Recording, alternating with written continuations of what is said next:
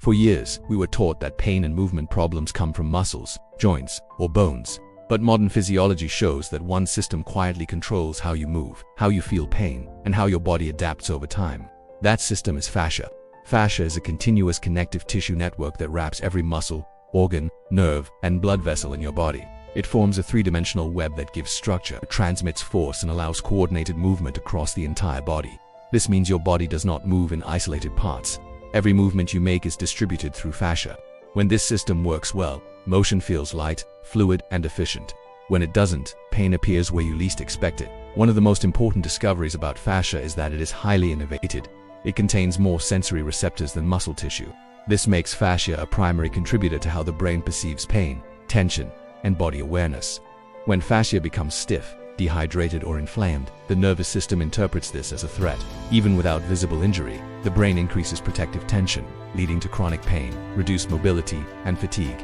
This explains why so many people experience pain with normal imaging results. X-rays and MRs often miss fascial dysfunction. The structure looks fine, but the system is no longer functioning correctly. Fascia is designed to be elastic and adaptable.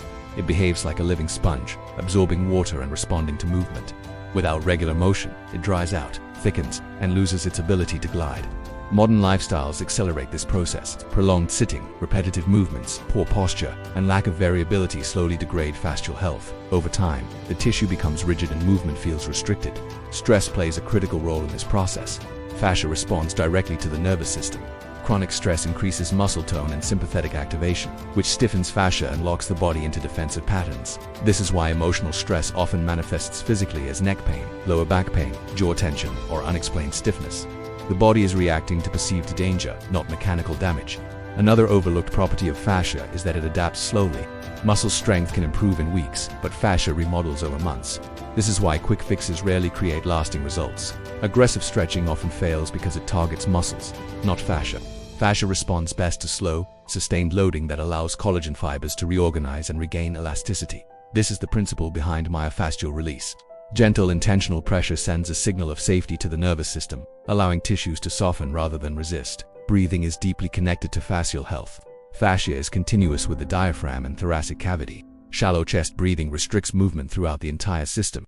Slow nasal breathing improves hydration, circulation, and coordination between fascia and the nervous system. This alone can dramatically reduce pain and stiffness in many people. Movement variability is another key factor. Fascia thrives on diverse movement patterns. Repeating the same motions daily without variation causes localized overload and global compensation. This is why pain often appears far from the original restriction. Fascia transmits tension across the body, so a problem in the foot can manifest as knee, hip, or back pain. Chronic pain is rarely a local problem. It is a system-wide adaptation. Treating only the painful area often fails because the underlying fascial network remains dysfunctional. Optimizing fascia shifts the focus from symptom suppression to system restoration. When the system improves, symptoms often resolve on their own. This approach also explains why strength, mobility, and pain relief are not separate goals. When fascia is healthy, strength becomes more efficient and mobility increases naturally. Fascia also plays a role in aging.